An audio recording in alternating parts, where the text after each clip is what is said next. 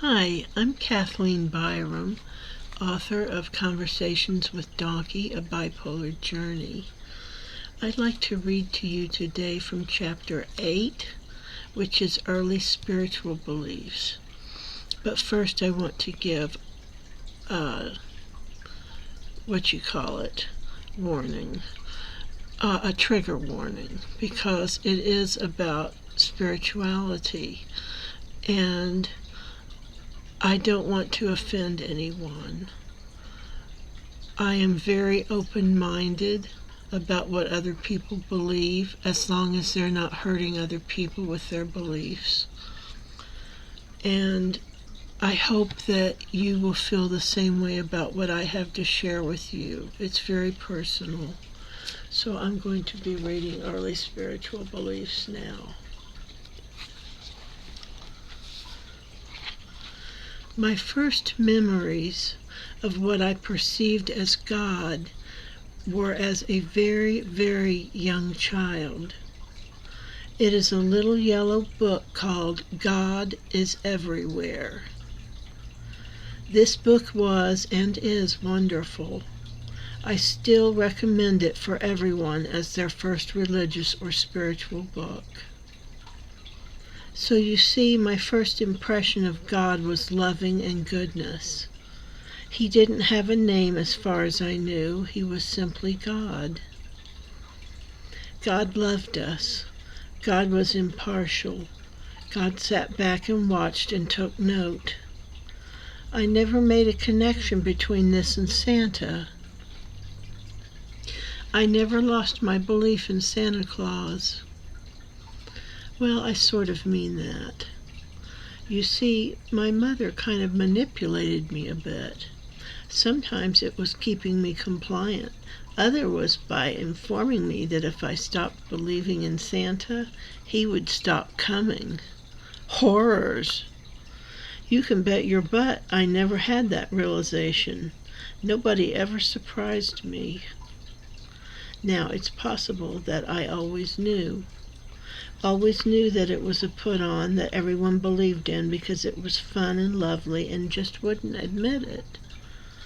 That would say impossible things about my childlike mind and brain. Anyway, God was like an idea, a sweet, loving, comforting idea. He didn't become real to me until something very hokey and very embarrassing happened. I saw a movie scene that moved me. I can't tell you what it was. It's embarrassing. But it was a beautiful thing where it had previously been hate and ugliness. And things came to me and I was filled with understanding of things. This didn't happen until my 20s. If I hadn't been saved at 11 or 12, I would think I'd just experienced salvation for the first time. By the way, Dad's mom, Grandma Camp, began trying to get me saved, as in receiving salvation. This when I was 11 or 12. From what? I hear some of you wryly asking. From hell. Fiery inferno like hell, burning you and screaming your guts out in intense agony for eternity. No breaks, no learning, no forgiveness, no nothing. You should have had faith and believed in God and Jesus when you were alive. Now it's too late. Mwahahaha! I bought it hook, line, and sinker.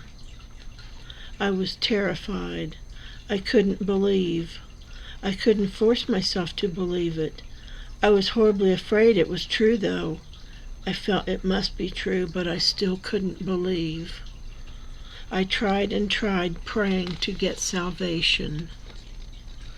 Grandma detected my lack of salvation and informed me I should go in the bathroom and get it done.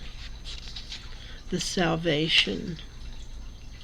Get saved in that bathroom. confess your sins and say truthfully you believe Christ died on the cross and rose up again and it was for your sins. And if you do not believe this, if you cannot believe this, will not believe this, whatever the case, you will go to burning fiery hell.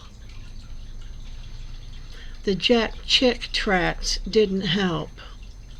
Neither did Revelations. And nighttime was scary, and that's what got Dad's attention. He was furious. He had gone through the same thing as a child. You might think that he would be sympathetic to me and sit me down and lovingly explain a kind, loving God to me. You'd be wrong. He was livid. I remember the screaming, the purple-faced rage, the mocking of Jesus Christ, the jokes, sacrilegious jokes about God and Christ.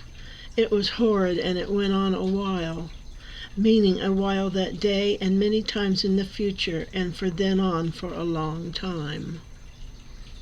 I continued going to church with my grandmother. I insisted it was my own choice. I was hooked on the guilt and shame and fear. I informed my grandmother I informed my grandmother I was saved around 11 or 12 when I made the many attempts, but not receiving any warm, fuzzy feelings or light from the ceiling or whatever was supposed to happen when it worked.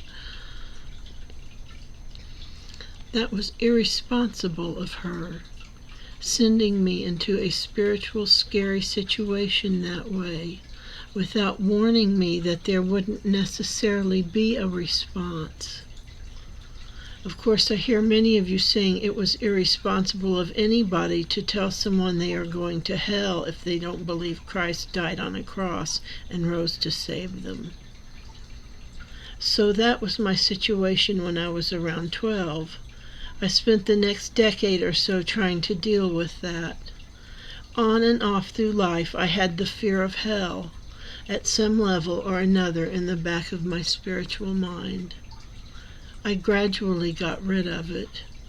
I have spent my whole life shedding that early conditioning. I did it a little bit at a time. Next is Chapter 9, What I Believe Now. And we'll pick up on that on the next video. Thank you very much for listening to this.